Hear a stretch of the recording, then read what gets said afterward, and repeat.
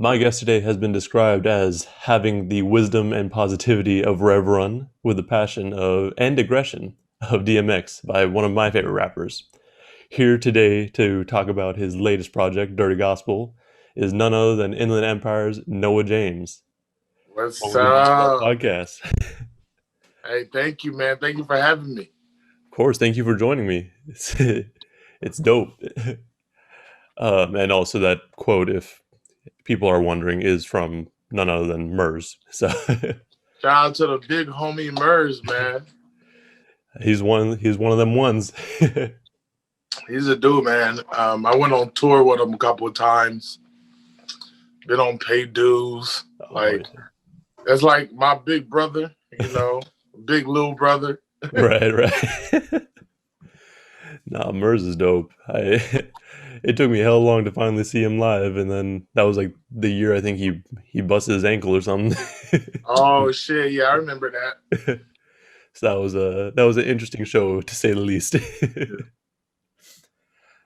All right, so Noah James, I know you just dropped your, well, not just. It's been about 2 months now since Dirty Gospel Yeah, came out, but yeah. I kind of want to start more at a little bit further back. All Um, right. what are some of your influences in terms of music? Um, it started off with blues, bro. Like I was into my grandfather was and grandmother was into blues in the old school, so it went like BB King and Bobby Blue Bland. Then I Okay. found out about like Muddy Waters, right? So there's all these blues, and here come Michael Jackson, and I had the Motown 25 reunion on cassette Oh, on VHS, and bro, I really played that tape until it popped. Like, so Michael was in there, then. Ooh, man, what else? Who then it slowly started going into hip hop, like start getting into Woo, hmm. start getting into Rakim. I was really into like wordsmiths and stuff like that. Like it was yeah, it started getting to that. Like here come Wu Tang, here come Rakim, Daddy Kane.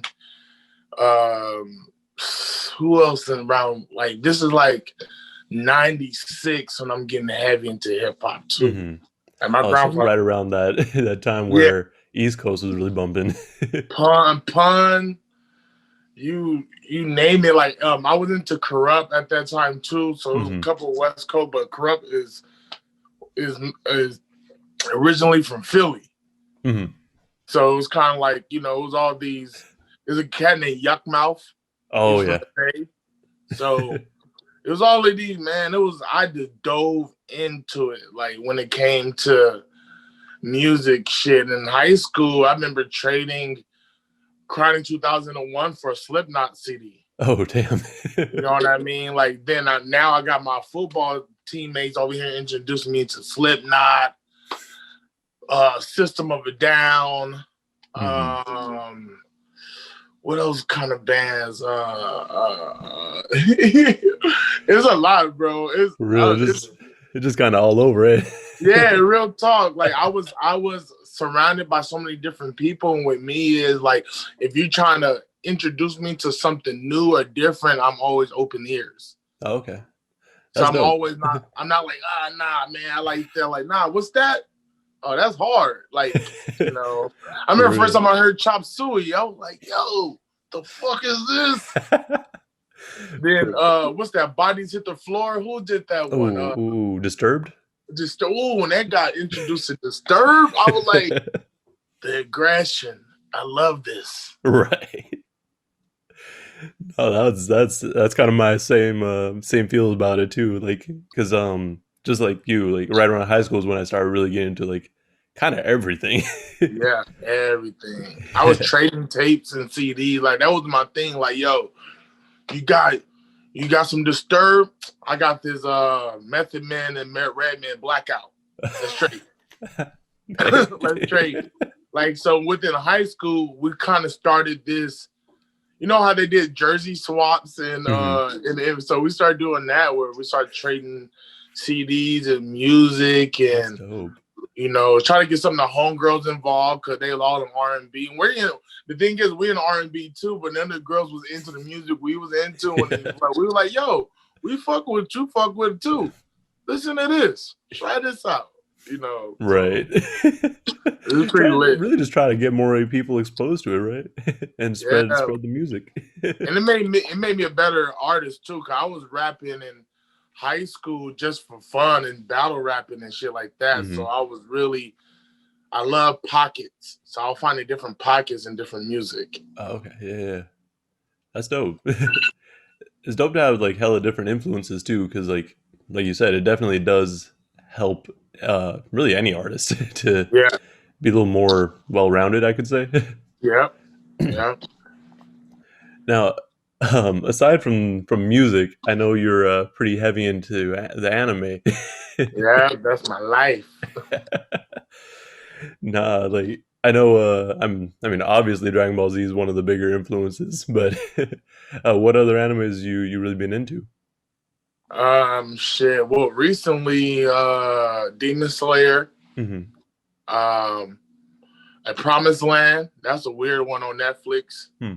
That one's crazy. That's about some kids that's orphans. It's kids that's orphans, and they live in his home. Mm-hmm. And at age of 12, they got to leave. But then they found out that the orphanage is a farm for demons. Oh. So at the age of 12, you get sent out to get eaten. So when the kids found that out, their mindset started changing, where the game that they play became survival, how to escape. Oh, okay. So it's this whole it's pretty tight, man. Then I got back into Baki when Baki came back. I watched Baki when it first came out back in the day. Now Baki's back. What else?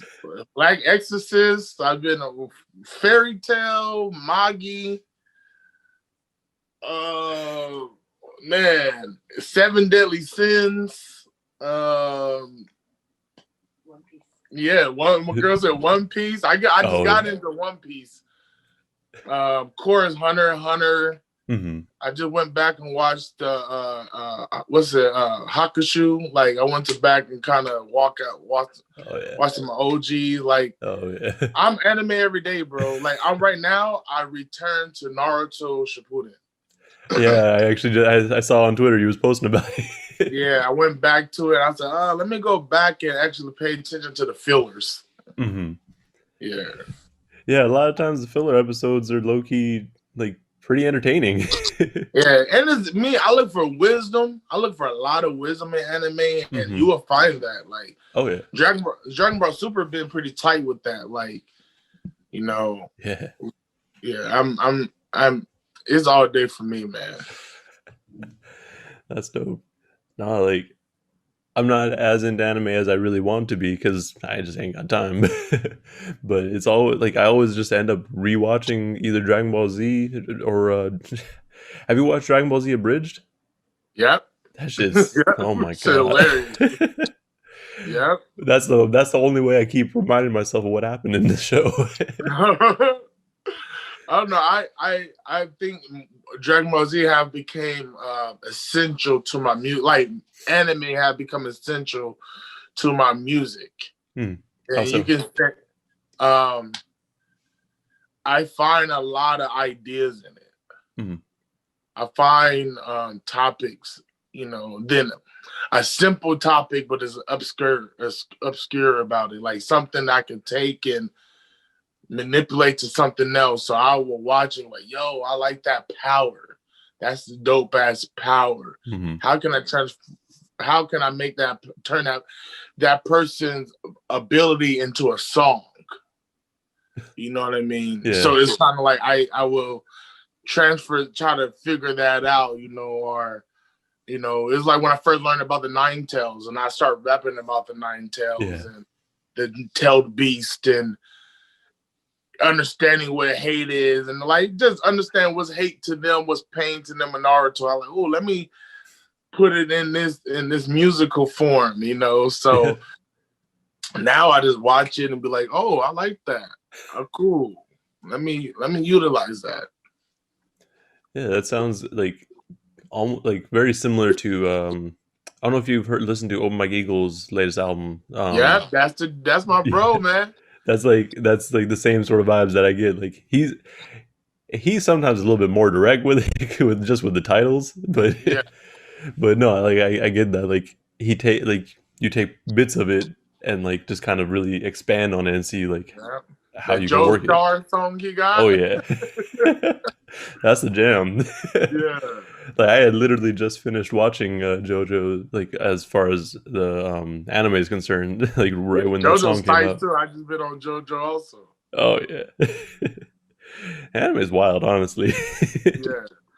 JoJo, like even that anime is like dramatic to everything, to the way they talk, the way they dress, the power, how they explain the power of what's going on. Like, It's I love how like just certain topics are just over the top with it. yeah, I love it. That my girl, like, you're dramatic. I'm like, I probably got it from the anime. I probably got that from like seeing that, and not in a bad way dramatic. Right, It's right. just passionate. Yeah. That's hilarious. It's crazy how things like that influence us, right? Yeah.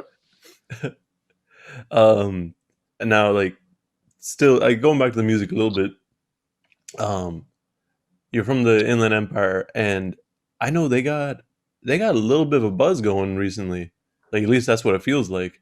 Yeah. Because I mean, one of my close friends is from Inland Empire, and he's a producer himself, as well, and his brother's a rapper. But like, you got that Hit Boy shout out like a few months ago, Yeah. and then like honestly, like right after I posted the video of your album, I just got hit up by other artists like from the IE. Like what sort of things have you seen in terms of um like I guess the hip hop and rap scene, like or music scene in general with Inland Empire? Like what's been happening, what's changed, or like is it sort of like bubbling up now? Man, I'm an OG out here. Like, I end up building some type of legendary status out here because the work I put in and shit from what I started, it's definitely been bubbling. It took a while, like from having that crabs in a bucket mentality. So I try to Mm-hmm. help change that by throwing many shows, throwing a lot of shows. Like we were throwing a show called The Common Ground for 10 years every Sunday. Damn. You know what I mean? Yeah. And we have booked from Audio Push to Absol to MERS to the return of Pac Div and Ashton Matthews and Joey Fats and all these cats. So my mind was like, let's get us out the crabs in a bucket mentality. Everyone can get it. Then I think after that, everyone started building their own. Cause that was the thing too. Like, yo, create your own. Like, Mm-hmm. create your own and support others. That's like, you can create your own and support others. There's nothing wrong to create your own. People think they need to create their own and don't support no one else because they just focusing on what they're doing. But I like, nah, you can do both. So Mm-hmm. when I start seeing that, like, it just start bubbling. Like, especially the circles I was running in, the people I was running with, we just start being supportive. I think that was the thing is like, whoever moving the most, be supportive. Then you kind of enlighten everyone else to do the same. You know what I mean? Then I start seeing a lot of these kids out here, man. They start moving too. Like, there's a lot of dope. I just say at the end of the day, it was just a lot of moves have to be made out here, and a lot of people have to do work. A lot of people have to push out music, push out quality music. I think people stop being ashamed Mm-hmm. repping the Inland Empire, because that was one thing. You will get people that feel like they have to rep someone where else because they think where they're from is lame or what people think the IE is, because it is. It's desolate and beautiful at the same time because we just have a lot of land. It's just a lot. It's the Inland Empire. It's the big. If you see our county, how big San Bernardino County is, it's fucking huge. Yeah. We got the deserts, the mountains, like we got all of that. So it from people who was born here, sometimes they get, we gotta move out. There's nothing out here. Then you get someone that like me that was fucking born in Queens, move out. Well, I'll go from Queens, Jacksonville, Pasadena, then San Bernardino. And I'm like, yo, this is gold out here. Yeah. It's fucking gold. You get to avoid the static. You get to avoid the noise and create your own. Build yourself up. You get to hone your skills out here. You know what I mean? You get to figure out what type of swordsman you are out here. Then what type of person you want to be in the music business out here without the pressures of the big city or the pressures of the actual industry before you throw yourself in the industry. You know what I mean? So once you get in the industry, you start building in different cities and stuff, you're ready. You was able to build yourself up where you from, you know. And I think that's what IE is. That's why I think it's bubbling right now, because people are truly building themselves up. Like building them up. What's Tyson say last night? He said hey, building yourself up feels way better than breaking yourself down. Right? So I think that's what's going on at IE. Everyone is building up, and there's a good majority of other artists helping build other people up, just giving them their flowers, retweeting. You got that flush of IE artists because I'm in the IE group on Twitter. Yeah. And I said, yo, this dude is dope. Send him something. I said, you know what I mean? So we have little groups, little pockets of groups on Twitter, IG, where a lot of us are in the same group. And we actually communicate and talk to each other. So I think that's the bubbling. Like you see Hit Boy, shit. I talk every time I DM or talk to Hit Boy, he responds, we give advice, he sees what's going on. We let him know, like we give him his flowers because what he's giving light to us. And his nickname is Tony Fontana, man. Like I'm in Fontana. I'm in Southridge right now. I'm in Fontana right now. Like, so for a person that be that big and he's calling himself Tony Fontana, he's representing the inland. He put up IE. He's really rapping like Price Tag or the homie Triz. You know what I mean? Oh, yeah. So it's pride right now. It's a lot of don't be ashamed where you from. Right. Like, that's what it is right now. Like, don't be fucking ashamed. It's popping. It's been popping out here. It's just you gotta believe it's popping. That's what it is. Like, you know, everyone sees what's going out here. Everyone comes out to the IE for shows, right? The festivals, do shrooms in the desert, in the mountains. You name it. You have to come out here for a good time. You know. Not a stressful time, you know. You understand the city, the party, but out here it's chill, baby. Come out here. It's a whole different vibe than LA or like the bigger cities for sure. Yeah, bigger cities. The bigger city like LA sometimes is not even all LA folks. There's a lot of transplants. Yeah. So you don't get the realness of Los Angeles. I'm blessed to know the realness of Los Angeles, and I go straight to it. Nice. You know what I mean? Shout out to Chuck Dizzle, Homegrown Radio, Lemert Park with my brother Verbs. You know, that's where Project Blow is at. That's where Bananas is at. So I've been blessed to go to these parks. Shout out to my OGs like Self Jupiter and AC Alone and Micah 9 and shit like that. So, you know, I've been able to take those type of vibes and go be in the IE like, yo, look at these dope organic vibes, and we're not judging each other music. You dope. I don't care if you ratchet, I don't care if it's gangster, I don't care, as long as you got your heart in it, I fuck with you. Right. I mean, that's dope because like the first thing you was talking about, like the support and the community, that's like that's the thing that I've noticed a lot recently. Like not necessarily just for IE, but like in general. Yeah, Like I feel like I mean, obviously hip hop's always going to be competitive. Like you always want to say like you're the best one out, yeah, but like it's now getting to the point where people are actually like actively putting up other artists that they mess with.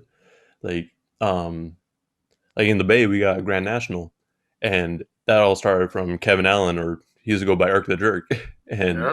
like he's got like a whole collective essentially that like they're working together, like they keep putting each other up, and it's not like I mean obviously they're still like trying to have the best bars between each other, but like they they're like a family, which I think like having that sort of community really just helps you. Like there's no downside. Nah, it's not. And healthy competition, that's shit. That family have that, Yeah. right? It's just to better each other. It's to me, it's wrestling. The Rock is a champion, but Triple H feel like he the best. Shawn Right. Michaels feel like he the best. Stone Cold. It's like you got all these people that's fucking great, and only one is champion at this time. Right. It's just it's someone time have come, and when they time come, it the collective should help push this person through the fucking door. If that person get through the door, the wall's coming down. Then when the wall comes down, all of us we Yeah. pushing him to because he don't fit through the door. That's why I told people like we gotta push them because they don't fit. But Mm. usually what happens is when you pushing that pressure, the frames start breaking, the wall around it start cracking. Now we're loosening up this fucking wall. Now while we're pushing him, that wall is gonna fucking collapse. And while he's being pushed, all of us we just all stormed in. Yeah. Just stormed in. It's kind of like I forgot who's like a bunch of people have been saying it, but like if I'm winning, my whole team winning. Yeah, real talk. Like, that's that's a like one of the better mentalities to have. I feel. it kind of helps, like especially in this music business. The business is vicious. This Oh, is this is the most vicious. This is scarier than government sometimes. I can imagine, honestly, Yeah, this shit is wild sometimes. because you don't have to deal with just like the labels or distributions. You got to deal with people who aren't really with it like that too. Yeah, you deal with some lazy hate. That's what I call it. Some lazy ass hate. Hate me for real. Right. Like if you're gonna hate me, put some effort behind it. You get that. So it's. I learned to roll with the punches. I learned from being from the IE. I learned how to put my heart on my sleeve Hmm. and don't be affected like by certain shit because I like my heart on my sleeve. I like it. It's kind of like my antennas. Yeah. I can feel the room. I can see what's going on. If you know my heart on my sleeve and you willing to do some dirty shit, I know not to fuck with you. Right. Easy. Yeah. Oh, like I like that. I'm that type of person. Like I like to be out, like out in the open, let you know what's up. You know. Just kind of have everything like it's out there. Yeah. um, and actually, speaking of having your heart on your sleeve, I know you list all your I guess your lyrics as protection spells, Yep. and that to me is like a really dope way to think about it because I mean, for you as the artist, I'm sure it's really therapeutic and essential to really kind of put everything out there. But then, really giving people the lyrics, like, can kind of have them reconnect with that too, like in a different way. Because not everyone's going to be like knowing every line that you say when you just listen Yeah. to it. So actually having it out there, like, can help them add that to like their list of protection spells or something like that. And that's kind of why I do it too. Mhm. And like it's also dope because like your lyric videos are like I forgot which one it was, but like um The one that you had that used the Goofy movie. I think it was for the flood, Oh, right? yeah, yeah. Born to Shine. Oh yeah. Like it's dope to like have like that with the lyrics because it's not something that everyone would think of immediately. So like that connection is always interesting to see for me. Nah, that's what AMVs, man. I love animated music videos. So I already do it. On my YouTube, I have quite a few of them Mhm. of animated music videos. Now I'm about to go get them and put my lyrics over them. Oh okay. Yeah, shout out to my queen Lisa. She like your music is all about symbolism and lyrics. So you really need to show your lyrics all the time. Like if you got a song over something, even a commercial, a merchandise commercial, put your lyrics on it. Mm. You know, and I started doing that, and I ended up getting an interview with Passion Wise because they was actually were able to see my lyrics. They were able to see it, like, and feel it. Like the Majin Vegeta one, that one make people go like, God damn, Yeah. you know, just floating through time and see the moment of Vegeta becoming Majin in the background. You know, When I was listening to that song too, like I just started getting memories of when I first saw that happening too. bro, I wrote it like while watching that saga. Like I said, man, that's one. I don't think people understand how deep that is. Like you're so you're you're so prideful, but you want to be so loving and protecting that you're willing to sacrifice yourself to become this evil, but you're so scary that the evil don't necessarily take over. You embrace it as your own. And it kind of flip it on Bobbity. Bobbity like, God damn. So yeah, I wanted Vegeta, but I didn't realize how real evil he is to where he surpassed Majin, the Majin spell. He I is know he just Majin. went right through it. Yeah, like it didn't do nothing to him. You just gave him some angel food cake. Still want some more cake. Like you didn't do nothing but just give him a power boost. Basically. That's it. That's all you did. And that what made me go like, yo, you know how powerful it is if a demon take over your body. Mm-hmm. And you're so like, okay, you're like, you're not the like demon, you're not that powerful, my G. The only thing you just did is give me some very potent power right now to fuck some shit up. Yeah. And use you. You know, so it was just dope to, even write about pride in that sense. That's awesome. Because when you were just talking about the demons, that reminded me of I don't know if you know or if you're into Dungeons and Dragons or anything, but there's like the warlock class is basically like they get their powers from like some sort of like either it'd be a demon or like a celestial being or something like that. So it's kind of like because I have a character who's a warlock and they were basically taken over and they're like, wait a minute, no, those powers, those are mine now. Those are mine. Yeah, like it's true. That's what warlocks are. Warlocks is dark and light. Yeah. It's not either side. It's like when I watch what you call it,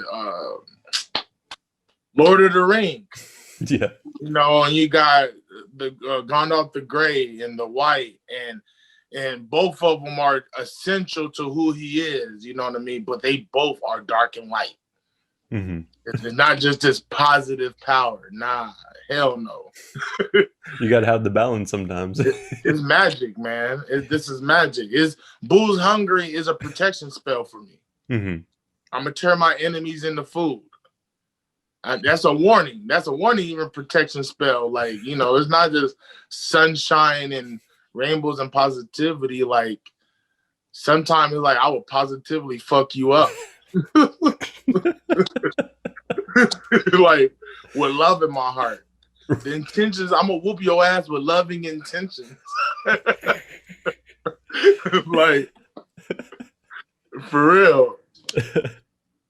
That's hella funny.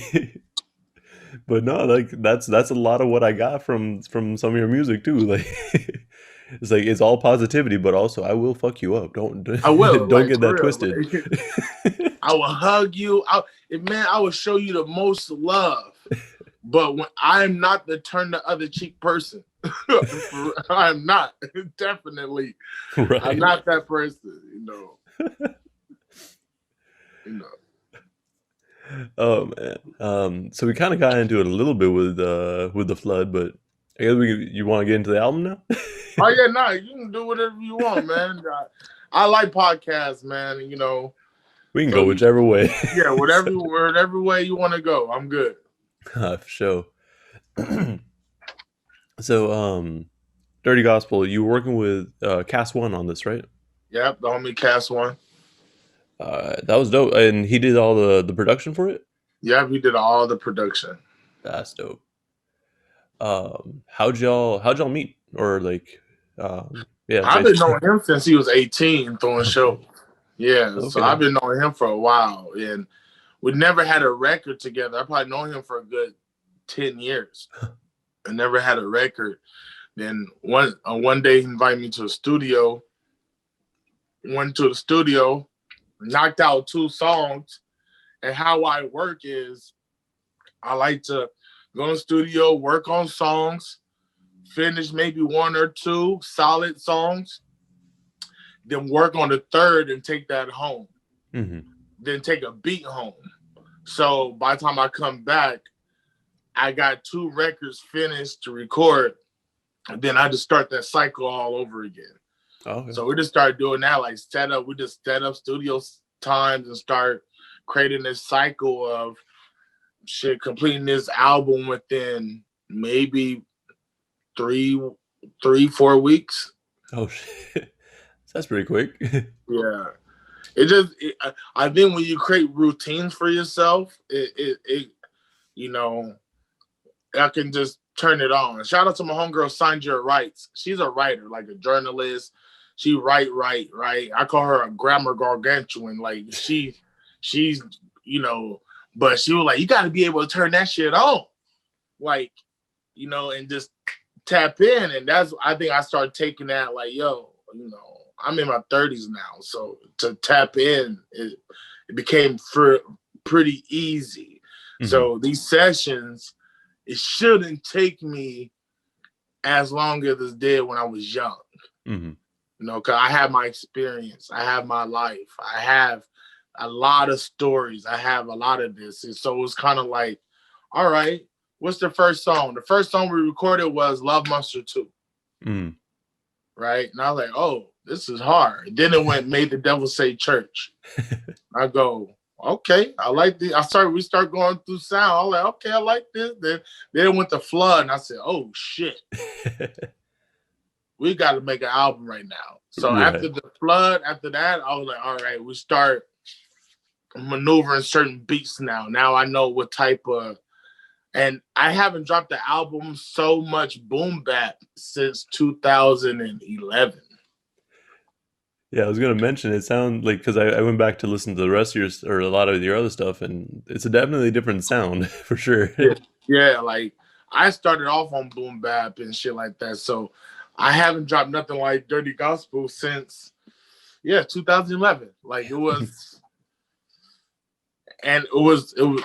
I like, damn. To me, telling myself, like, bro, you got way better. I said, God damn, you got good, man. Okay, I go listen to my album, Beautiful Darkness, and Sounds of a Monster. Like this shit I dropped in 2010, 2011. And I see where I didn't have the same patterns, breath control, delivery, what else? Pronunciation, like pronouncing, like following through the whole word, not cutting it off. Like I like this boom bap was like, oh man, you did it. You did it, my G. Nice. That's dope. Cause like, I mean, it's good that you're able to go back and not be like hella hard on yourself either. Because you see the growth. I feel you. Some tracks I go back like, damn, that's whack. God damn you. The hell you was thinking, man? But it's all part of the process. Yeah, it is. It is. So you mentioned this project. It took you like 3 months or so to finish. No, Or, like 3 weeks, 3-4 weeks. right. Well, and this was during like this year too, right? Was the end of last year. Oh, okay. Yeah. I was gonna say like how's the recording process been different now, but It's sure I've been recording. I'm stationed. I have like 3 main studios I go to. So if I go to the homie A Brooks at NI Recording in Fontana, then I'm at my brother JM Cams, and that's in Glendale. That's Productive Culture or Glendora. And then I'm in probably Long Beach or LA with the homie Steven of Oh That's Filthy. So I'm kind of make sure that I stay consistent where I'm at. We know the people. No one's sick. right. You know, it's been working. It's not the same. It's not the same. You know, I do get frustrated where I can't just pop in certain sessions like I want to, but at least I can do this. It's better than nothing, right? Yeah, hell yeah. Or I'll be going crazy. I can imagine, honestly, for people who make art like this, like it cannot be super easy. I'm a touring artist, bro. Like Oh my god, yeah. Bro, how many times we toured the Bay? How many times last year? Twice.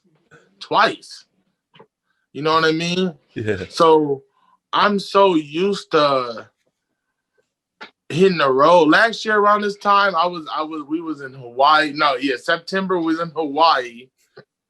And so when we got off from Hawaii tour, I went straight and did a Bay tour, like a NorCal tour. And we went from what was it, Santa Cruz? Santa Cruz all the way to Oakland. Oh, okay. So we did San Fran, we did Oakland, we did another city in between there. Like we just started, but I can't do none of that now. Like shit. That's tough. I mean, because I know hella artists just be like people rely on tour. Yeah, like that's kind of how people bring in the money and survive. Really. Ooh, man. Look at Murs, man. Murs tour a lot. Tech Nine. Look at all my favorites are touring artists, and I'd be like, yo, this shit must be this. I know they hate it. Oh yeah. I mean, I guess like people are trying to find other ways around it. Like I know Murs got his Patreon and Twitch Twitch, but like I can only imagine like it's just like a fraction compared to like actual touring. Yeah, it's not the same. Yeah, man, I miss shows too. Yeah, it's been like I think I was able to go to one show before everything went into hysteria, I guess. And that was in February. It's like right before it all kicked off. Damn. It's because I try to go to a bunch of shows, but it's tough now. You can't do nothing. Yeah, man. That's why we start getting into live streams, you know. Yeah. Shout out to Productive Culture. Like we do a thing called Central Saturdays that we raise money for Black and brown businesses. Like we raise money to feed essential workers. And by doing that, we go to a Black and brown restaurant. We pay for the food, and we take it to essential workers. You know what I mean? Oh, nice. So we've been doing stuff like that. The live stream's been cool. It's been all right. Not the same. You know, I'm blessed that I can perform like there's the thousands of people or one person. Like it doesn't matter who's in front of me. I can still get a great live show. So it kind of made me realize that too. Like, all right, it doesn't matter how many people's in front of you. You still going to go fucking hard. You kind of got to. Yeah. Some people are not there yet because they can't. They don't know how to make eye contact with the camera. It's like and I'm out here like getting my like TV all ready for TV because I'm over here making love to the camera, eye contact, like like that's been one of the biggest compliments. Like they would tell Lisa, like, "Yo, he's really looking at you. Like I can feel him looking at me through the. I feel the same energy they get from live shows. They get it from the live stream." So I was like, "Okay, I'm all right." Dope. That's dope. That's crazy that you're able to bring that same sort of feeling. Hey, shout out to Taylor Swift, man. She was on what's that show, Lisa? The Voice. She was on The Voice, and she was talking about how she tried to make eye contact with everyone in the crowd, right? And she was like, "He's got to appear," like she was just showing the performance. I said, "God damn, Taylor Swift! Am I a Swiftie now? Am I a fan? Am I a fan?" Seems that way. Yeah, I was quite surprised. I'm like, damn, you know, I don't listen to like pop, too much. I listen to a lot more often now because I've been writing like for other artists, but that made me go, ooh, okay, I see the appeal. Yeah. I see it. It's crazy, like the people that you don't expect to have that sort of knowledge, they do sometimes. They do. The reason they great, like yeah, you can't deny their. It even made me realize, I like, man, you can't deny nobody greatness, especially that in that position in life. There's something great about them. It can't just be the machine is pushing them, or they got the look, or they got the writers, they got the beats. They got to have something to sell. Michael didn't really write none of his music. Michael didn't make up none of his dances. Right. I love Michael Jackson, but I know he didn't create the moonwalk. Right. I know he didn't create none of these moves, but no one can sell it like him. Exactly. You can't, Michael's is probably just car salesman that he sells all the cars. He's selling everything. But he sells it well. He sells it very well. He drives it for you. He dances in front of it. Like, you're not beating Michael as a car salesman, you're losing. Right. He gonna own the car lot. By the end of the day, he's owning the car lot. That's how good Michael is. He go in as the lowest salesman, and by the end of the day, he owning the car lot. Just like that.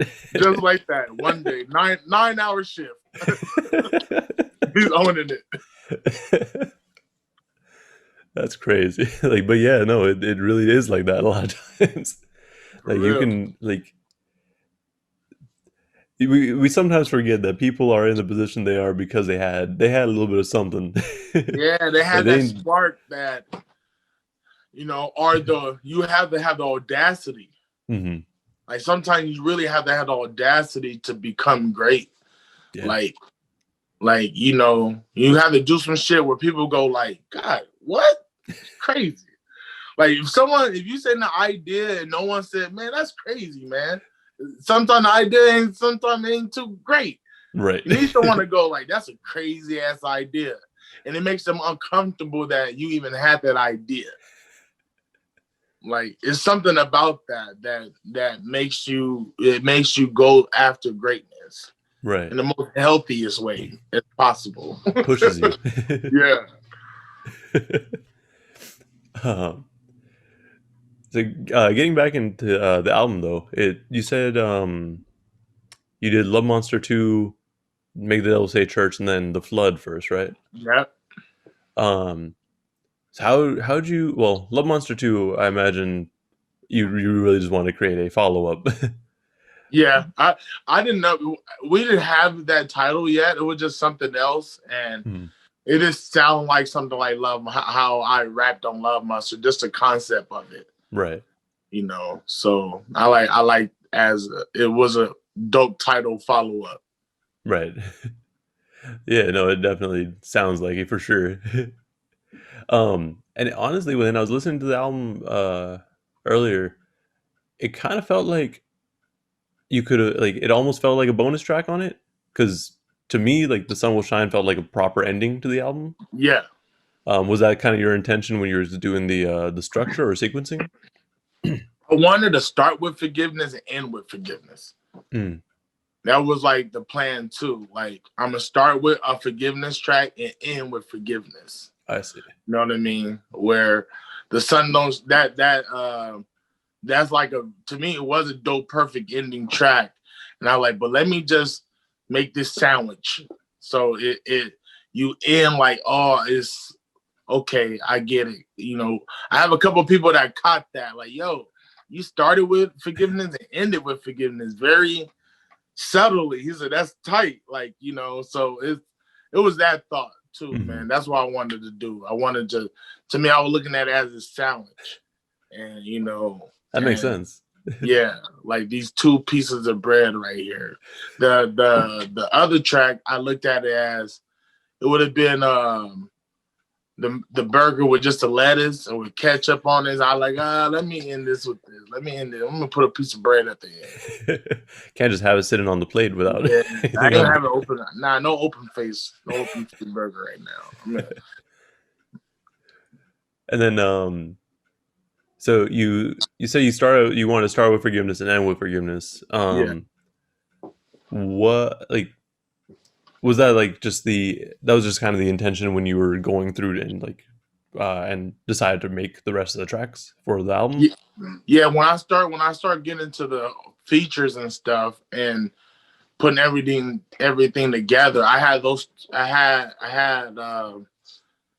created the intro track kind of towards the end of the session. Like it was like one of the last tracks, but it sounded like an intro. Yeah. So when I made that track, that's when it sparked. Like, yo, that's what I'm gonna do. Oh. That's how I'm gonna run it. Like with the horns coming in. I got my homegirl Sandria, you know, on the intro and shit like that. So it was really like even that, like all of that, man. Like even the intros was the last part of it. Oh yeah. I didn't think of that until it was all done. Huh. You know, I need a little bit of season. I like, ooh, what's the season? What's the season on it? I said, what can I put on it? Then I like, man, okay, I'm gonna do this. And I went into all the homegirls DMs like, yo, I need you to say this like this. And they hit me back. That's dope, and it adds to it, I feel. Like especially on forgiveness, because it really kind of sets the mood for this one, or for the whole album, not even just for that track. And some of the quotes are mine, some of the quotes are from different people, like what's the one? Bridges and Bows. That's from Pain, from Naruto. Oh yeah. That's a Pain quote. That, you know, but I said if a woman says what Pain said, it sounds not as ominous. Yeah, it's a different feeling entirely. It's a different feeling, right? So that was what I was testing out. Like some shit that some of the quotes are considered evil quotes or bad quotes, but the person that's delivering it gives it a different vibe. Yeah, it's like the delivery and intention definitely have an effect on that. Yeah. With I mean, going, I guess, through the rest of forgiveness, what was I mean, it feels pretty straightforward, but was there any sort of any different thoughts in it? Because from what I got, it was like basically forgiving and being forgiving. What was there anything else really like going through your mind when you were writing that song? Blowing the devil brains out. That was one of my favorite lines. Like, you know, the devil, he would never win. I'll put his brains on a wall, make it look like a peppermint. Like I wasn't gonna say blow his brains out on a white wall and make it look like a peppermint. It's just the white wall would then fall in the pocket, right? Right. That was one of my favorite lines. Like, I don't know. I was like, I said, this is very beautiful, but I need something like grit. like gritty but positive. People like, yeah, I blow the devil brains out. Like, just, I don't think anyone would disagree with that. yeah, no one would do. My homie like, yo, you got the most positive gun bars I've ever heard in my life. He said, like shotgun size of a barracuda, inspiration, shells of inspiration all through you. And my homie like, yo, this is the most positive gun bars I ever witnessed, Noah. And it's on a track talking about forgiveness. And he like, what the fuck? It was kind of like, I don't know. I just wanted to throw that in, like, certain gritness of it. Like, forgiveness isn't this fragile shit. You gotta be hard. You gotta be stern. You gotta, you gotta be ready to buck at some negative shit.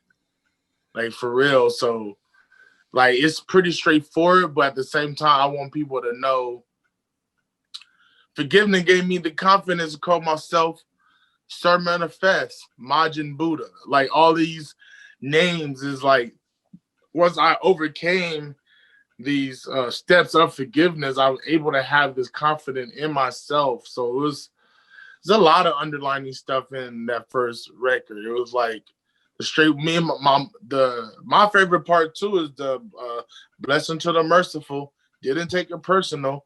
Mother, I forgive you. My pain made me versatile. Like, that's one of my favorite sections right there, because I can just end the whole track with that part to me. Right. Like, you got it. With that section, I gave you actually the whole track to me. Like, you know what I mean? But it's I don't know. There's a lot of spells in this one. It's like at least I wrote it down like 14 of them. So I broke lyrics down like, yo, that's a spell. That's a spell. That's a spell. Like, forgiveness is one of those where it was, and I took like 2 dabs and I was microdosing on shrooms too. So it was one of those. It was one of those moments. Just go hella introspective on it. Yeah, man. I think that's why the devil part came in. Right. I was like, woo, man, I'm gonna blow the devil brains out on this record. Like, the most randomest thought popped in my head. Hey, it flowed though. Yeah, like this. It was the most weirdest voice. Like, yo, blow the devil brains out. I'm like, oh well. All right, I feel you. I'm gonna say how can I make this poetic?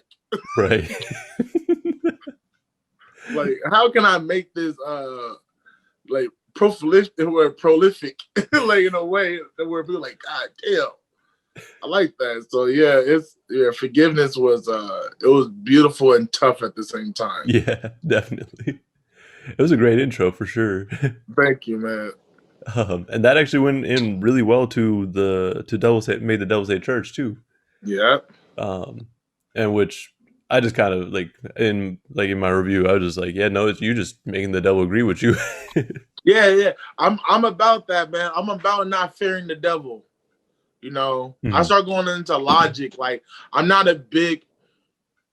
a spiritual person. So, I'm not connected to any religion, Like, my family is Christian, Catholic, Voodoo.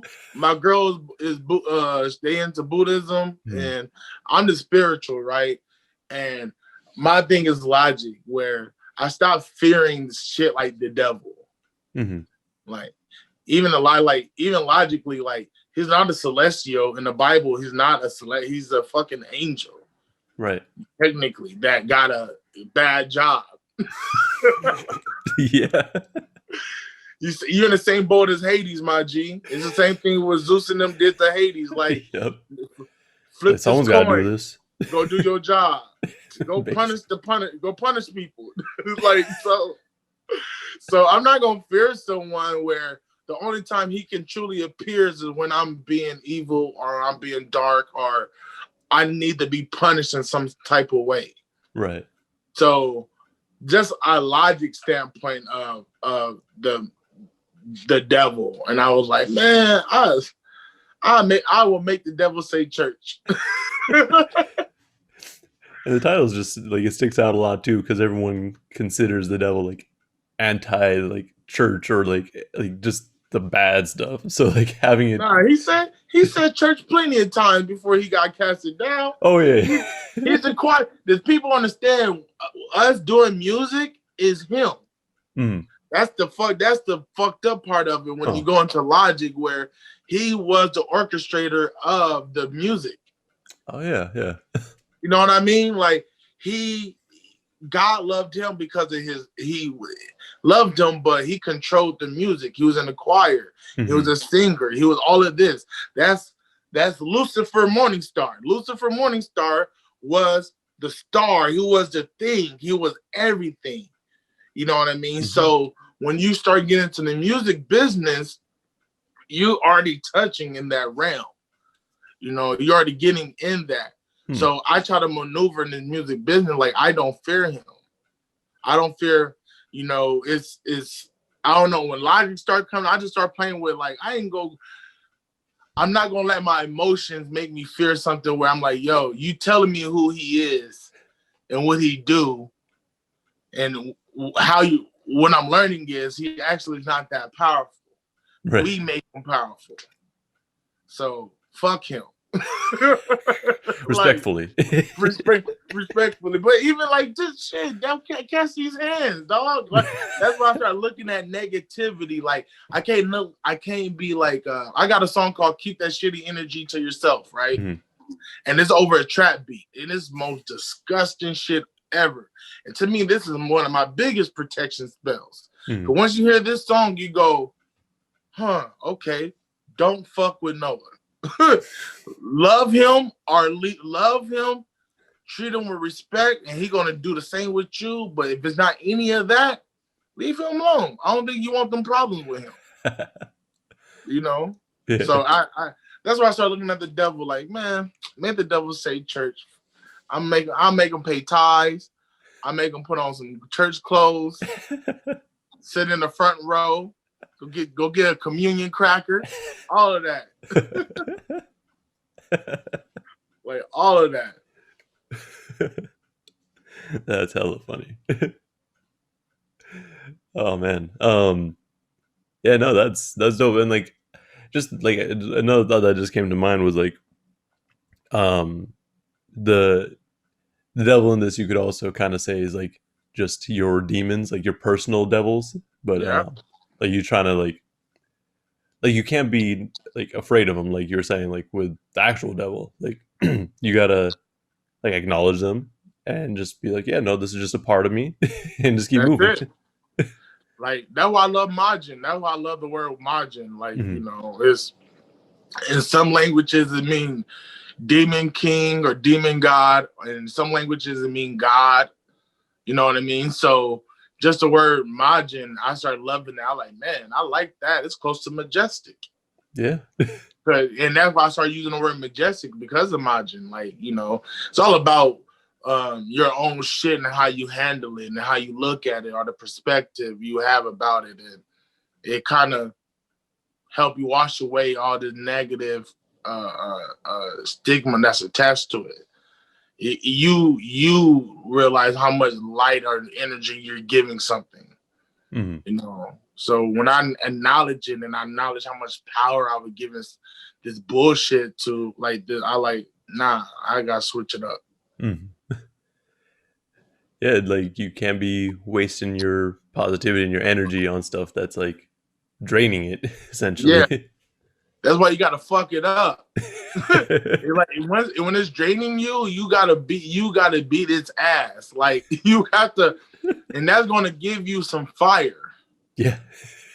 And that's what I try to because when you start getting drained, it's hard to turn yourself back on or turn that burner back on because that gas is getting drained and all of that. So you got to do something to ignite that flame. And that's when I think the spirit of the human spirit to me is the most powerful thing. So sometimes you got to set that spirit on fire. And whatever that is with me is fucking shit up sometimes. You know. I You gotta like do to what you rage. gotta do. Yeah, I love to rage. Yeah, no, for sure. That definitely it definitely does give you that sort of energy. Like once you like acknowledge it and start to, I guess, overpower the demons or the Yeah. devil, like you have your own sort of like you get your own power up. Yes. Yes. uh, so with, I mean, we talked about Majin or the Flood already a little bit. Um, honestly, that was one of my favorite tracks on this project.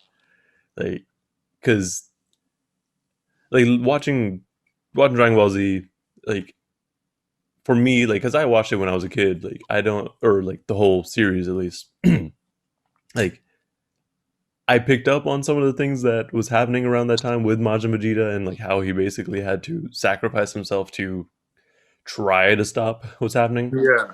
Um, but like hearing this track really kind of put more things into perspective and like took a lot of what I feel Vegeta is known for and just like kind of put it out there like into one concise like track really.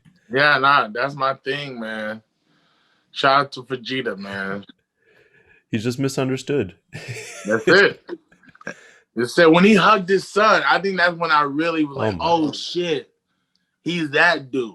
Yeah. Like he hugged his son, chopped him in the neck, then like he was here to, all of this was to save everyone. Yeah. And show Goku that he is more powerful, but that never happens. Yeah. And Super, it kind of showed a little bit. Yeah, but honestly, I feel like that might just end up being short lived too. Yeah. Knowing Like, how they write Goku. Ultra Instinct, hopefully they do an Ultra Instinct Vegeta. Like he can go into Oh Ultra yeah, I Instinct. hope so. They gotta do something to keep him on par. Yeah, At like least. something like I don't know why they don't do. I was so pissed off that they didn't make Gohan that dude. Oh my god. Yeah. I'm The whole still thing was supposed to be Gohan. now he going to school, can barely go into Super Saiyan. Like what the fuck? Like, what happened to my boy? I said, yeah, bro. I like, yo, the Cell Saga, you Oh was my damn for god. sure that no one can beat him now. Like Right. he outgrew his dad. Vegeta's jealous. Everyone's like, shit, all right, Gohan's that dude now. But nope. They switched it up on us. Yeah. I mean, there was a little glimmer of hope when he got when he turned to Ultimate Gohan, but that went away real quick. Real fast. We had 3 episodes and then he got sucked up. Real fast. Like golly. There was a chance again with Super. He could have been a Saiyan God, but nope.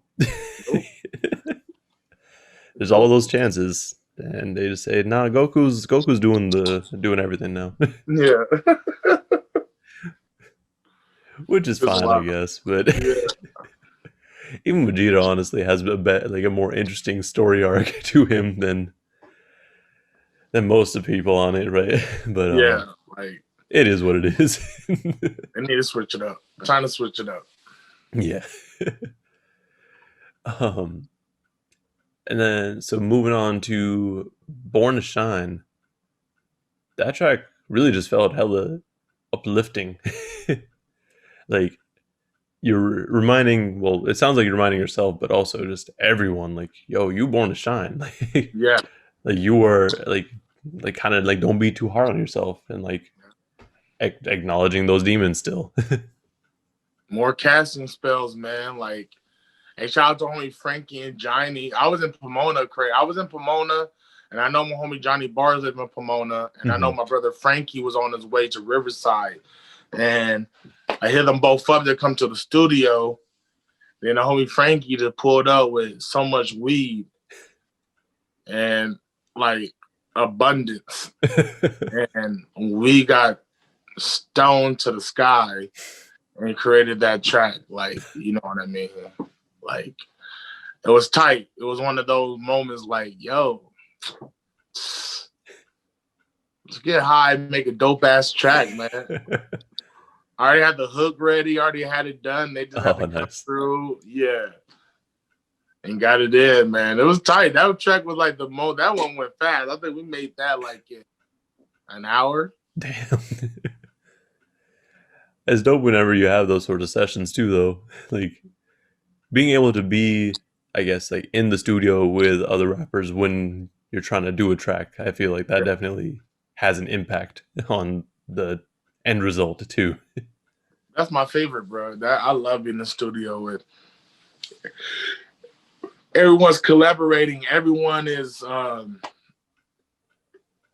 putting input in the record. Like everyone is trying to build this record, and it was just like that. It was really beat came on. I already had the hook.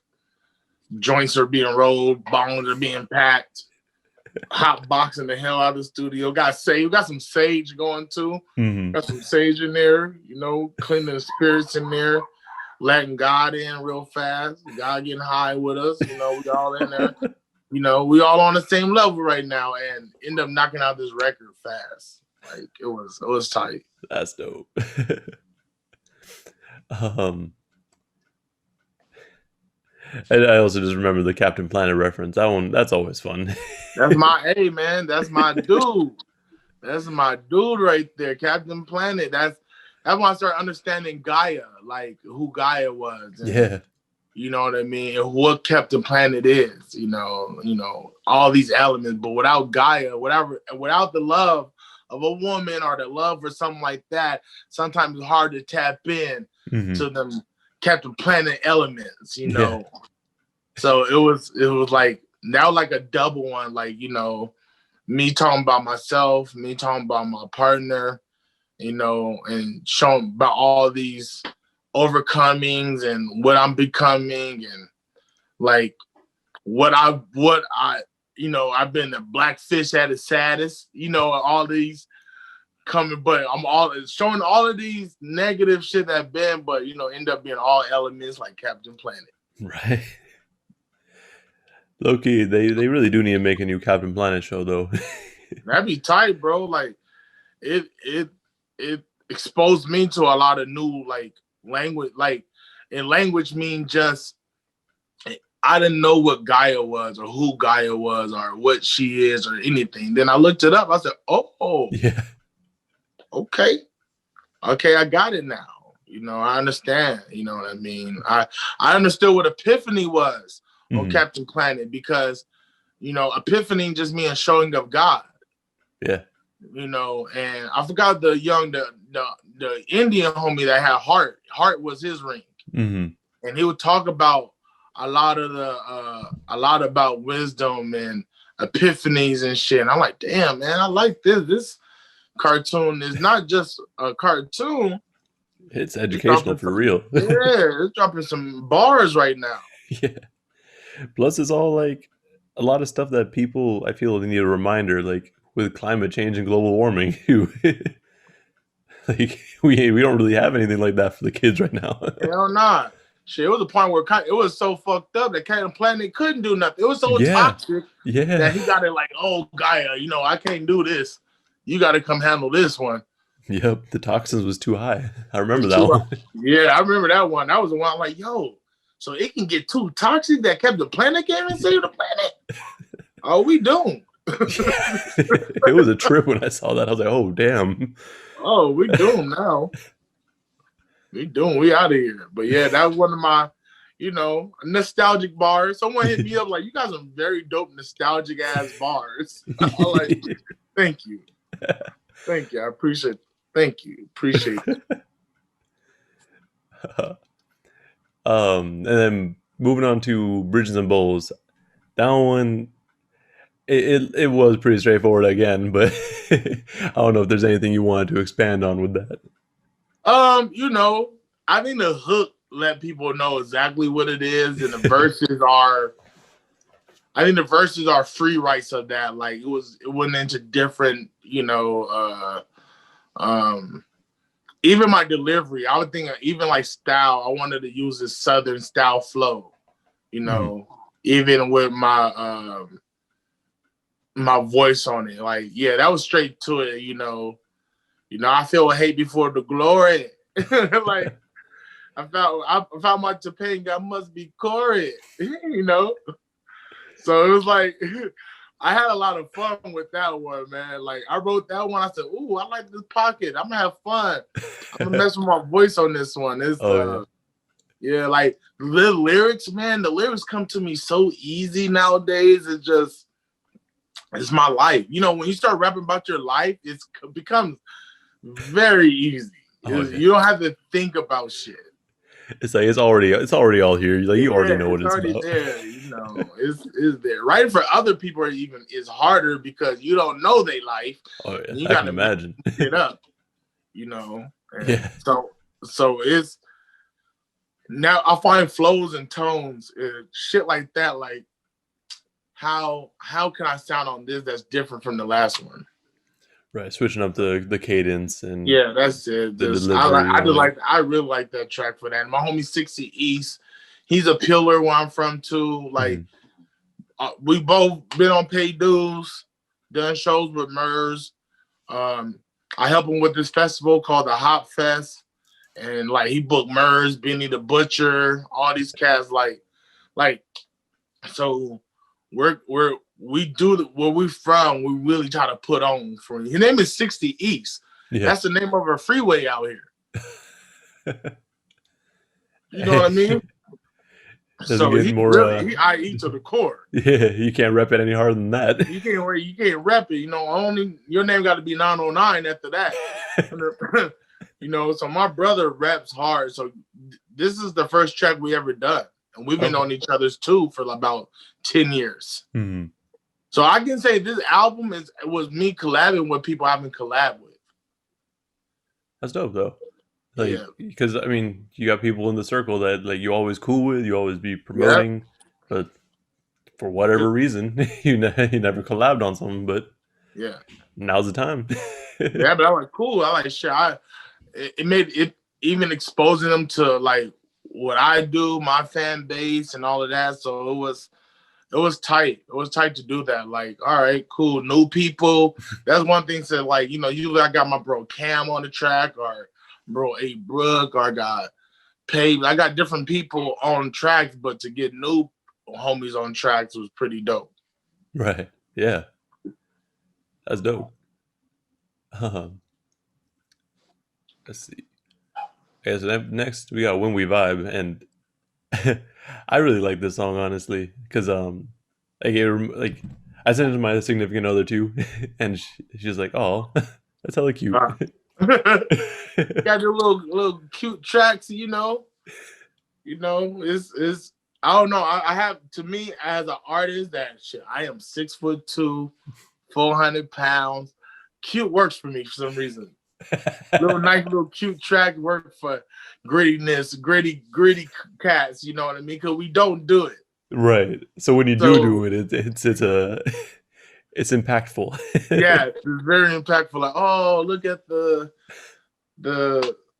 gritty, grimy dude over here doing nice, beautiful songs, and it been one of the tracks that everyone is vibing with, you know.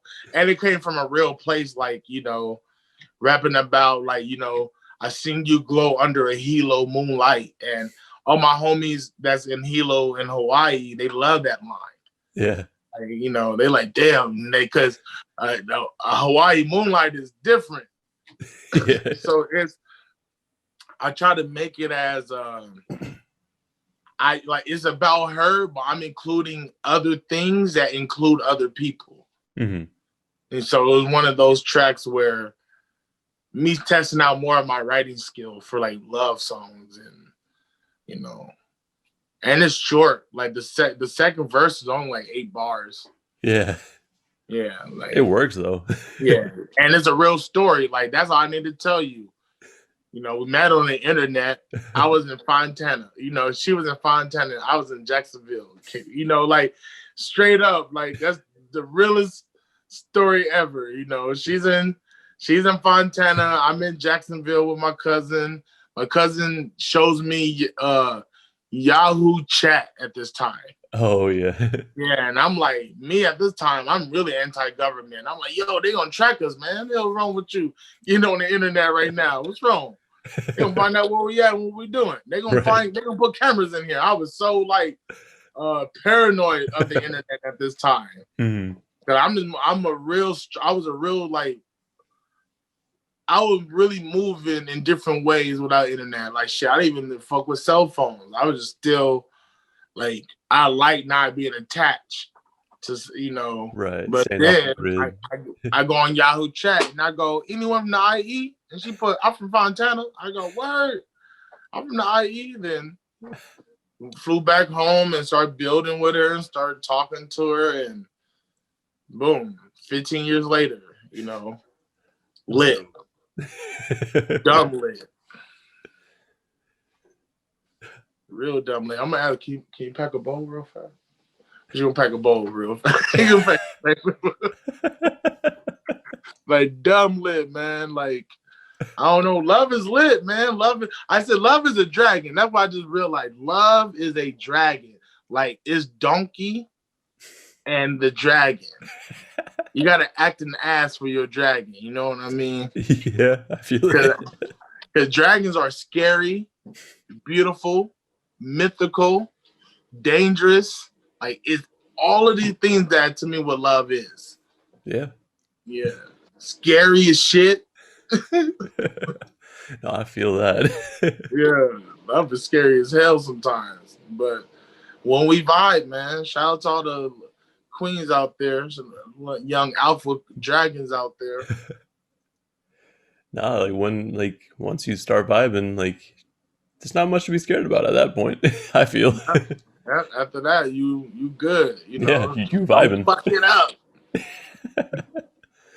I mean, if you vibing, I don't think that shouldn't be a thing or should be concerned. No, you know, some dudes, man, they vibe so hard that they get nervous and feel like they about to fuck it up. You know, it's like, you know, you can overthink it and fuck it up.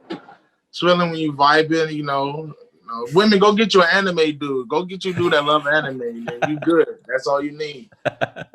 Anime and video games. He take care of his business, but he love video games and anime, and you're gonna find a partner that you've been looking for your whole life. That's what you wanted. You didn't even know you wanted that till I told you.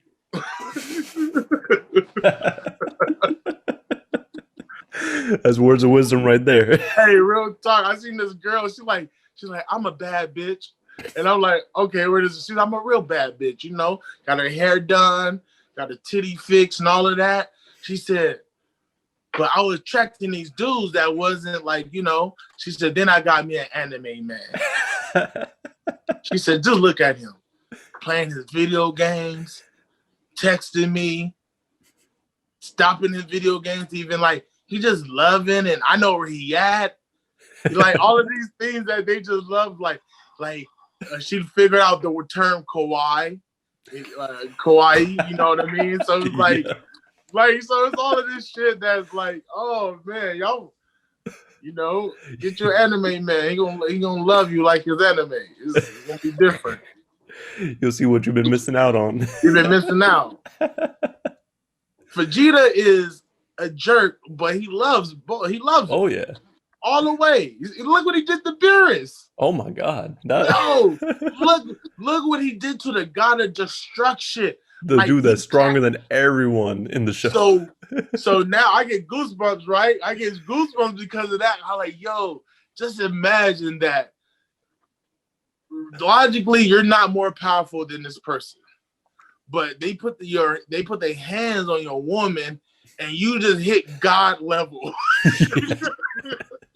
You just hit God for a split second. You hit God level. Yep. That's how powerful love is. Yeah, actually. Yeah, that puts it out really well, actually. Like he hit God. I'm like, God damn. I'm gonna go watch that scene again. I'm gonna go watch that again. It's powerful, like, because, like, I mean, at first, like, you could just think about it and say, okay, cool. He just mad, but like, It's real. Nah, like that is real. Like I look at anime in the most real life sense sometimes. Like if you put that same play into real life, you know, the same thing happened. Not just this dramatic superpower you powering up, but the same energy, the same thing you tap into. So, you know, Yeah, you get that it's adrenaline, that emotion running. yeah, Like, I love it. Like when we vibe is my Super Saiyan. Like it, what they say, how you turn Super Saiyan is when you can feel the energy go to your spine, yeah, and then you you let feel it the burst tingling. out. Yeah, so is that vibe. When I got that vibe, like yo, man, it's some Super Saiyan shit right here, man. Yeah, you like the was it the Universe 6 Saiyan route? Yeah, yeah, woo. She woo woo. I need that story. I need a whole Dragon Ball Z story just Oh my on god. that Earth Right? with them sayings. Cuz it's a whole different thing. I'm about to get into mangas because they might start making mangas about it. Like Hmm. I've been telling myself get into more mangas and shit. I've been trying like I've been patient cuz Super continued with like after the Tournament of Power, Yeah, and I'm like, damn, I really want to read it, but the show might come out eventually. I So know, I know. That's how I am. I know, man. I like who the fuck is this person?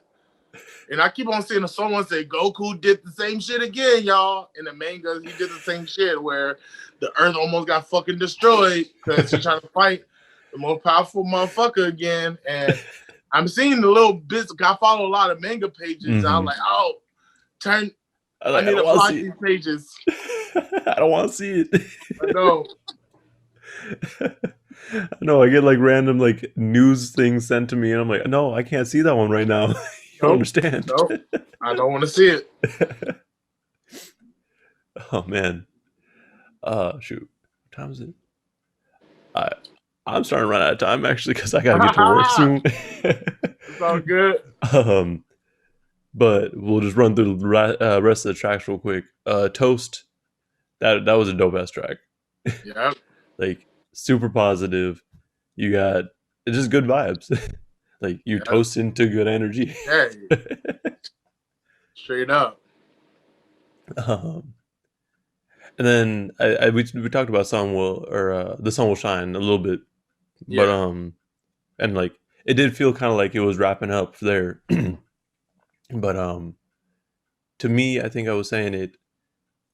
Um, it felt like you were trying to figure out exactly when I guess the light came to you, Oh yeah. and like you kind of like broke through whatever you were dealing with at the time, or in the past, whenever that may have been.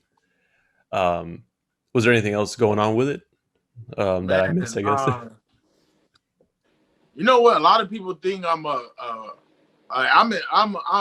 think I'm both. I'm an introvert. But I tend to like people, but I really like my space. I like being in the house Hmm. in the sense of doing certain work. Like, you know, I need to do that. Since COVID, I hate being in the house.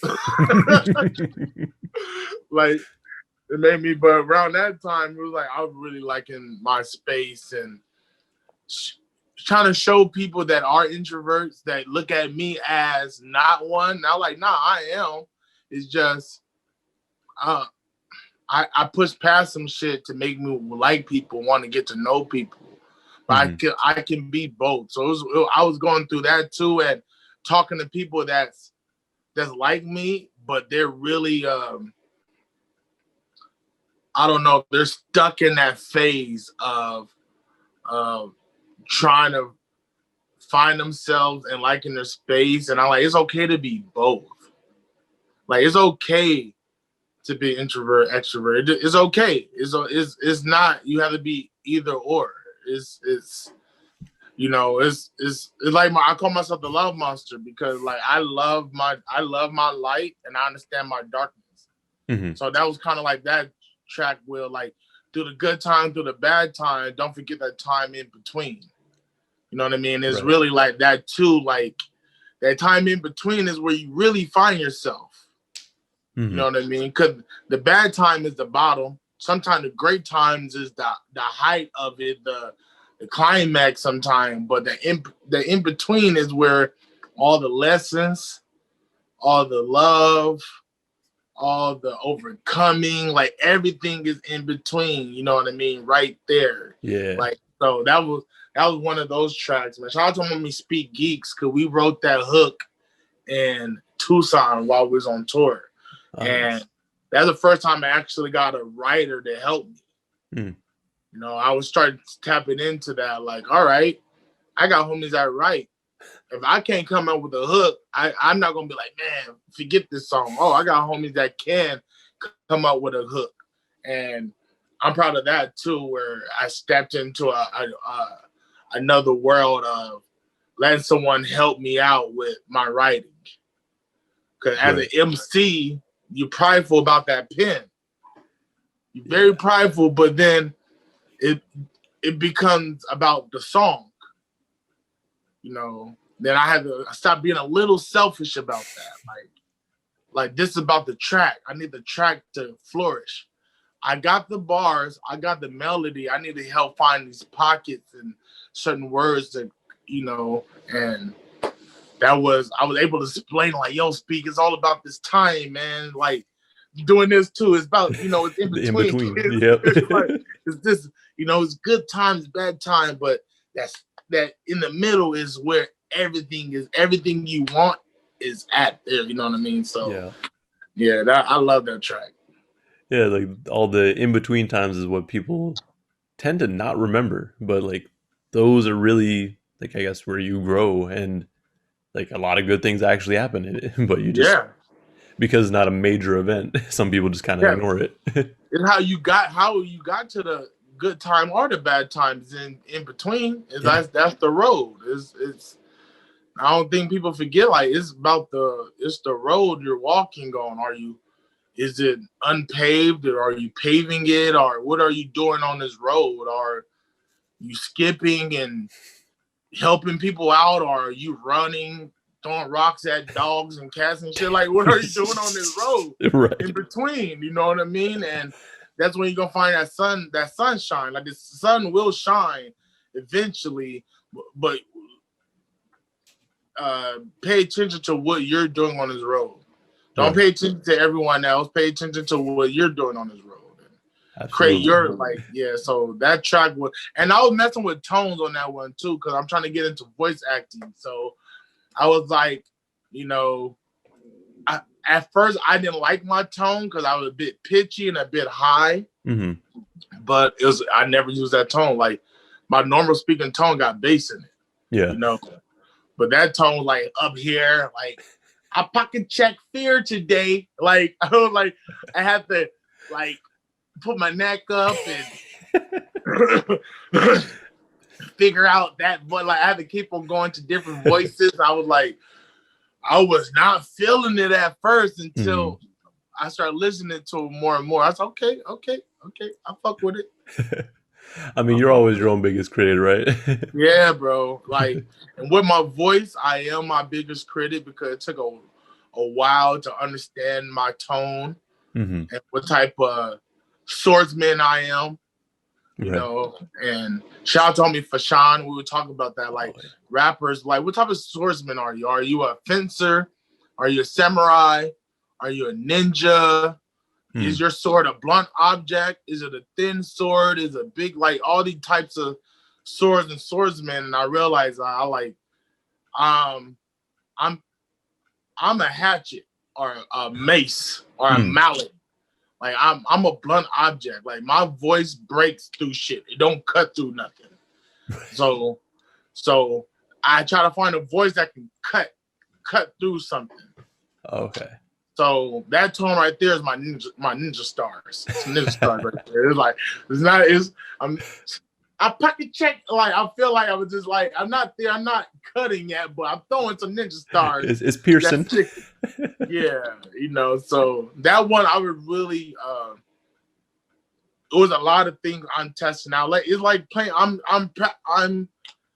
showcasing new talents in plain sight, where I got to put the music out to see how people feel about it. Yeah.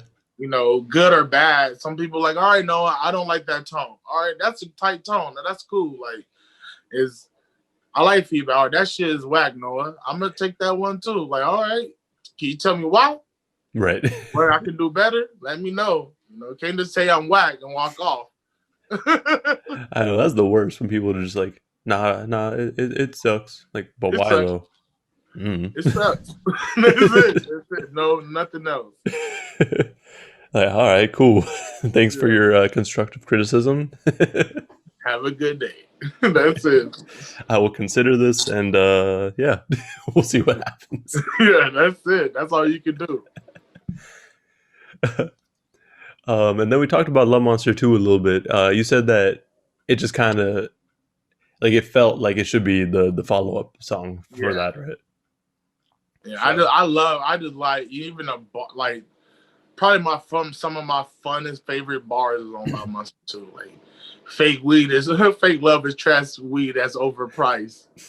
And everyone like, damn, I love that line so much, Noah. Like, it is. it's real. It is. It's real, you know. People like all of, you know, like everything, like, I don't need to close my eyes to see the cobra strikes. Like all these little lines, like these are a lot of protection spells for me, you know. Mm-hmm. Like it's crazy when your downfall gives people life. Like that's the delivery. And I go like, man, I don't forgot what I was thinking about when I was writing that. But at the same, I would see that where people will get on the internet, people get rejuvenated or get excited when they're tearing down somebody. Like the fuck? Yeah.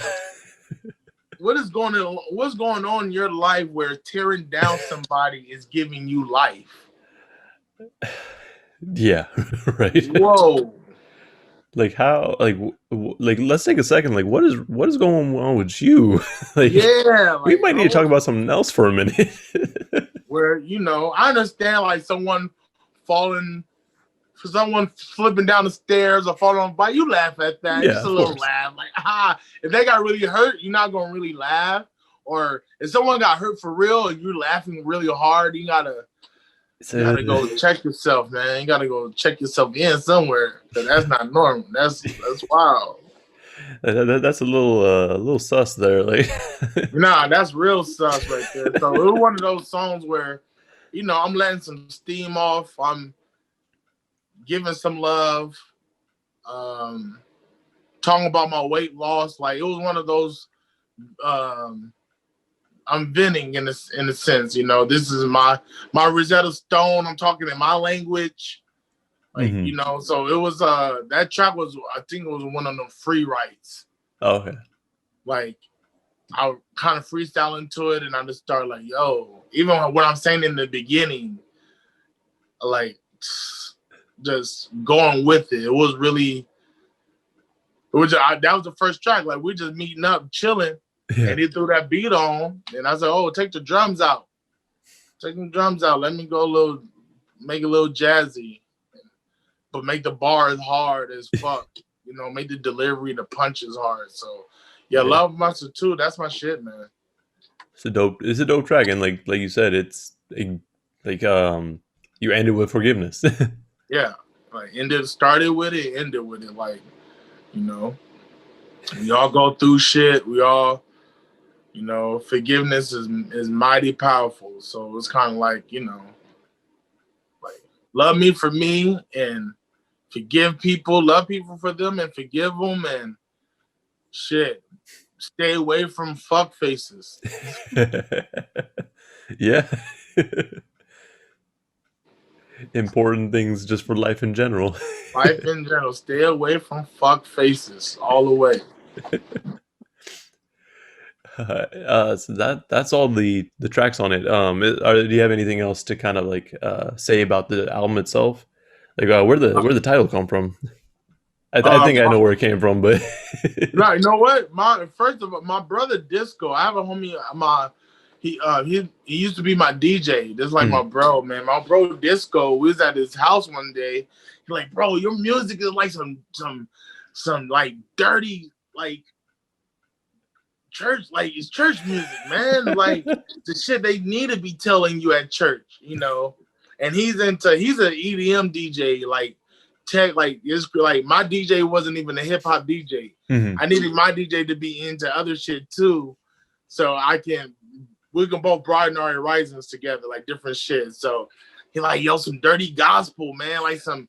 Then this is in 2015, 16 when he told me that. Then I put it on Wikipedia as like is my genre, like of music. My genre of music is dirty gospel. Like That's dope. Dirty just means soil. Dirty just mean dirt give life to everything. Yep. It's real. Right? It's real. So the title is really saying love your mud. Yeah. Love your dirt, love your mud. And gospel just mean good news.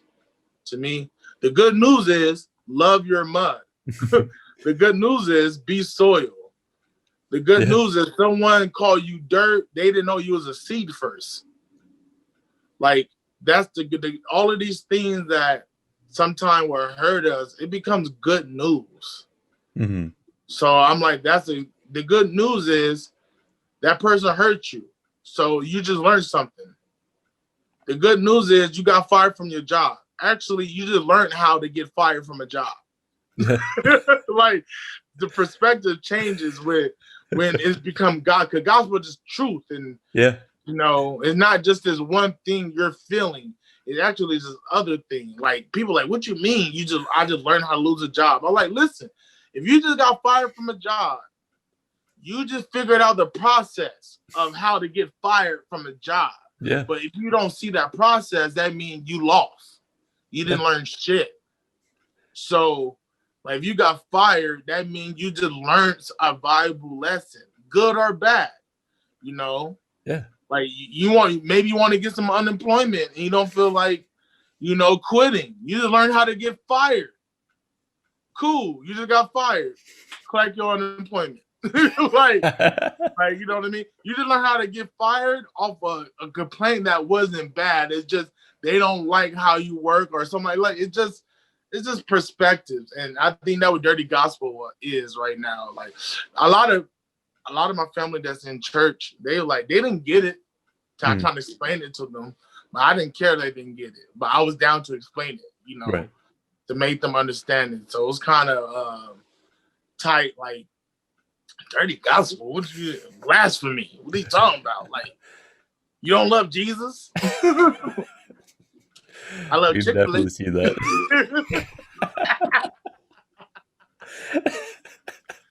You know, but it's oh no, this album, that's kind of like my style, is very grimy, loving tracks, muddy.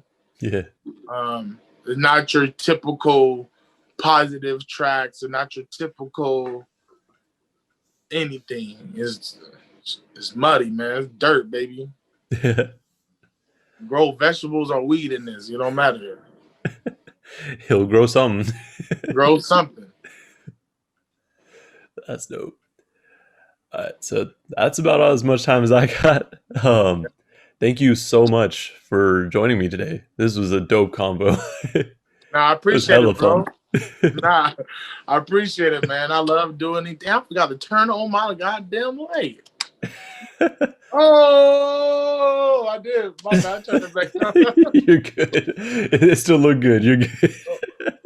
Oh shit! I really forgot to turn on my light. Yeah, and I just fucked my whole eyes up right there. But man, thank you. I appreciate this.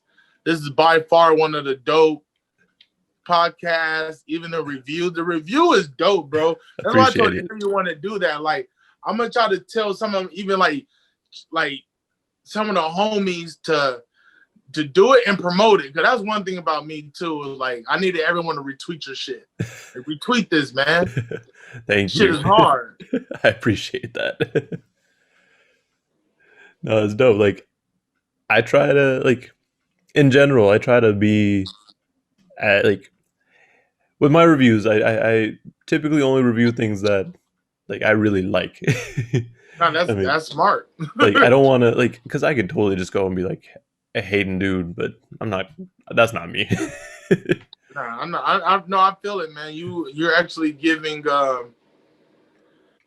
You're giving a lot because some people don't get that, you know. So to put something out that you actually like, and the review is immaculate, man. Like how Appreciate you it. do the tone. I'm like, hey, man, that's a nice chill tone right here, man. I like it. I try. I try. Nah, you definitely did that, man. So now I appreciate this, man. I don't know how even I found your shit. I think through my through open mic or someone? It was It someone that might have I been. know. Yeah. And I saw it and they retweeted it. Then the homie like, yo, this is dope. Then I saw like, oh shit, all right. Let me hit this dude up, man. The power of reaching out, man. Yeah.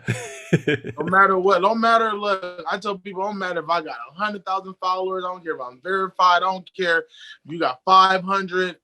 The power of reaching out is beautiful. Yeah. It You never know, hurts. it never hurts. It's never. You win. Yeah. You know. So I appreciate it. I appreciate you for being on for sure. And this was a dope album, a dope conversation in general. Glad we were able to talk about some anime and not get Yeah. too sidetracked. I always get sidetracked with anime. That's life now. Yeah. Do you have anything that you would like to promote or shout out, I guess?